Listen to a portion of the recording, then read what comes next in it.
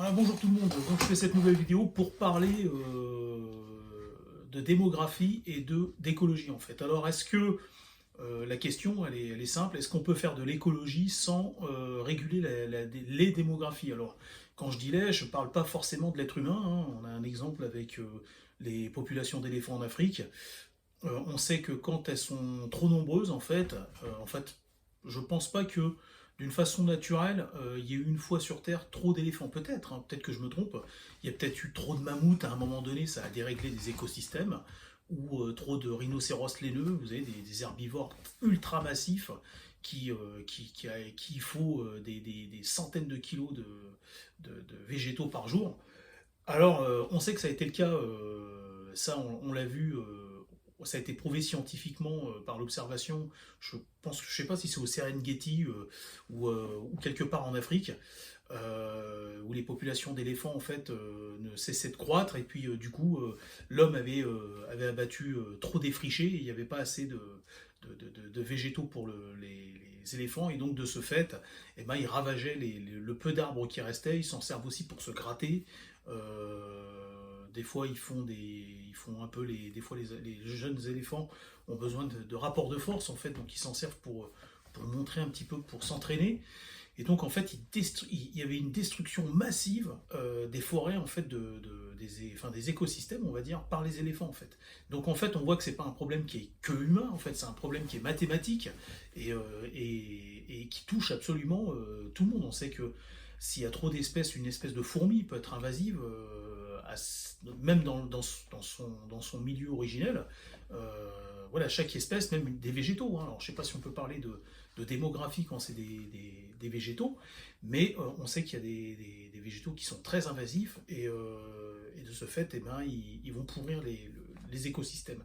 Et donc, il y a une réalité, c'est que l'être humain, en fait, tant qu'il ne régulera pas ses populations, bah on fera pas d'écologie en fait, même avec la meilleure volonté du monde, hein. Même en mettant les meilleurs, même en organisant des systèmes qui seraient à la pointe. Alors, pourquoi je vous ai parlé des éléphants? Parce que si on retournait en imaginant, je sais pas moi, mais je crois que si on retourne 40 000 ans en arrière, il y avait peut-être 2 millions, 3 millions d'êtres humains sur Terre. Peut-être 40 millions, peut-être 4 millions, mais je pense pas plus. Et mais je veux pas vous dire de bêtises. Donc, tant que ces gens-là, bon, ces gens-là à l'époque, ils étaient habillés de peau, donc c'était pas trop gênant, mais si on monte 40 000 ans en arrière et qu'on met 8 milliards d'êtres humains en peau de bête, et à faire des outils en silex, bah, croyez-moi, l'écologie, en fait, elle serait à peu près dans le même état qu'elle l'est aujourd'hui, en fait. Alors, on n'aurait pas on n'aura pas tous ces produits frélatés en fait, la terre frélatée, complètement altérée au niveau de la chimie, mais en contrepartie on aurait des espaces boisés, les animaux qui seraient pourchassés, on aurait des feux qui seraient organisés un petit peu à droite partout, un peu partout sur le globe, et donc de ce fait même 8 milliards d'êtres humains en peau de bête, dans l'état où ils étaient à l'âge de pierre, eh ben ça ferait de la casse aussi en fait. C'est le même système que les éléphants. Donc indéniablement, on imagine bien que 8 milliards d'êtres humains qui en plus ont la faculté aujourd'hui de détruire enfin, d'une façon exponentielle, j'ai envie de dire, hein,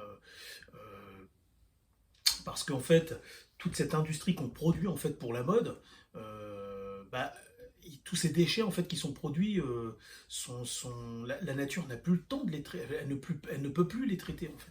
Ne peut plus, le processus de destruction est de plus en plus long.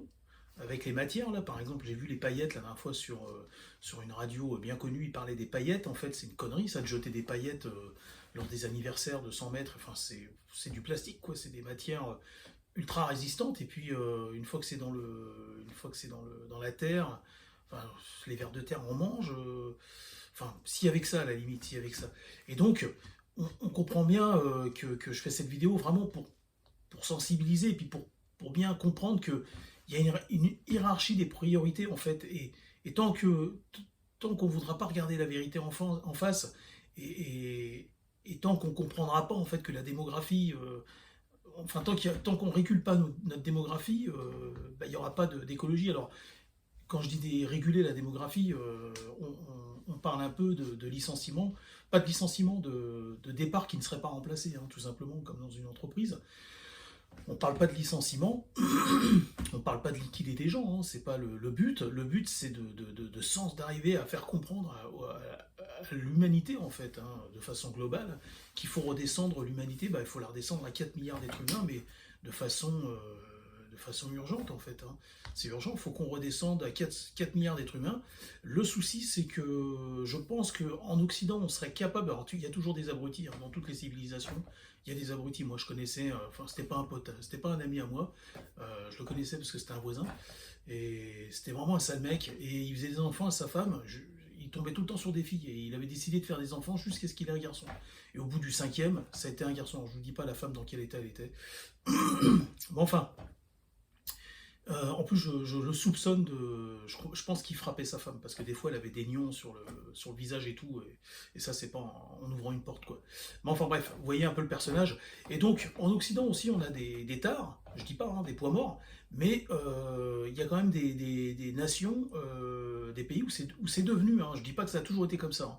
Ces nations qui ont été très nobles par le passé ont dérapé, ont glissé, là, sont partis en vrille. Et on a par exemple le Pakistan, hein, qui fait des. Je sais plus, ils sont plus de 300 millions, plus de 300 millions au Pakistan. C'est un pays qui est grand, mais quand même, pas assez grand pour tenir 3 millions d'êtres humains. Et puis tu les nourris comment après les 3 millions d'êtres humains dans une zone semi-aride, quoi. Tu m'expliques, quoi. Enfin, donc à un moment donné, je sais pas, faut réfléchir. Il n'y a pas de moyen de contraception, bah, je sais pas, faut trouver une solution. Il existe des préservatifs, il existe d'autres moyens de contraception. Euh, mais à un moment donné, faut être très très très vigilant, et puis faut pas que la religion ou la culture domine sur la logique, hein. Vous voyez ce que je veux dire? À un moment donné, la logique doit prédominer sur tout le reste. Sinon, voilà, c'est pas bon, quoi. Et d'ailleurs, à ce propos, je vais faire un de ces quatre une vidéo sur l'athéisme. Alors moi, je suis pas athée, je me considère pas non plus comme agnostique, mais je pense que c'est ce qui me ressemble le plus. Et j'ai vu qu'il y a quand même une certaine virulence, en fait, des gens qui sont croyants, et les gens croyants souvent se donnent le droit, en fait, d'avoir plus de conviction, en fait, que les gens qui ne croient pas directement en Dieu, comme moi par exemple. Mais où ont-ils été chercher dans leur petite tête que les gens comme moi n'étaient pas aussi déterminés qu'eux à imposer leur croyance, en fait, qui justement n'est pas une croyance. Alors moi, c'est pas le cas personnellement, je suis pas aussi buté que ces gens-là, je suis pas un fanatique, mais par contre, comment on appelle ça, la démonstration, je pense qu'on va finir par le devenir, parce que c'est le pot de fer contre le pot de terre, là, tant qu'on est trop gentil. Donc à un moment donné, ça va être le pot de fer contre le pot de fer, quoi. Donc je pense que les gens comme moi, qui sont, on va dire, qui se rapprochent le plus comme agnostiques, bah, on va réagir un petit peu comme les croyants, quoi. Donc je ferai une vidéo là-dessus. Mais c'est vrai que là, on a un problème aussi avec les religions qui font que elles dictent en fait un code moral à leurs adeptes, en fait, à, leur, à leurs adeptes, un code moral qui se passe de toute logique, en fait. Et ça, c'est pas possible. Alors, je parle de toutes les religions, hein, je parle de toutes les religions, hein. Dans toutes les religions, on dit que Dieu, il a mis les choses au service de l'homme sur Terre. Oui, mais jusqu'à un certain degré quand même. Enfin, faut pas rentrer non plus. Faut arrêter d'interpréter à sa sauce les trucs. Vous imaginez bien que Dieu, là, alors il y a des contradictions là-dedans, parce qu'on dit que Dieu, il a mis un jardin à la disposition un paradis, quoi, à la disposition des humains, mais contrepartie, je pense qu'il est en gestion, ce paradis, quoi. Il est en gestion, et quand il y a un défaut de gestion, je pense que Dieu, il retire le gérant et puis il va en mettre un autre, quoi. Vous voyez ce que je veux dire? Donc bon, il y a des trucs qui sont pas logiques. Mais par rapport à la démographie, ça, je sais que c'est intimement lié à la religion.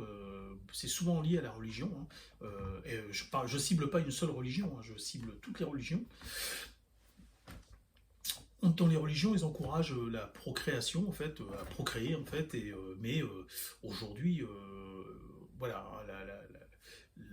la religion ne doit pas prédominer sur la logique et sur le rationnel. Et on peut être un fervent adepte de sa religion, mais en gardant une certaine retenue et une certaine logique, hein, de ce point de vue-là, en tout cas, hein, au niveau de comment on appelle ça, de la descendance. On n'est pas obligé de faire 5, 6 descendants. Hein. On peut en faire 2, c'est largement suffisant, un par personne. Je vous assure que deux enfants, c'est largement suffisant par les temps qui courent. Voilà, bon, j'ai fini cette vidéo, mais je veux vraiment marquer le coup, hein. Vraiment, ça va être la première pierre de l'édifice du projet Veine du désert. C'est vraiment la démographie, je l'ai toujours dit, hein. Regardez mes vidéos en amont, vous allez voir, hein. La démographie, ça a toujours été pour moi la clé de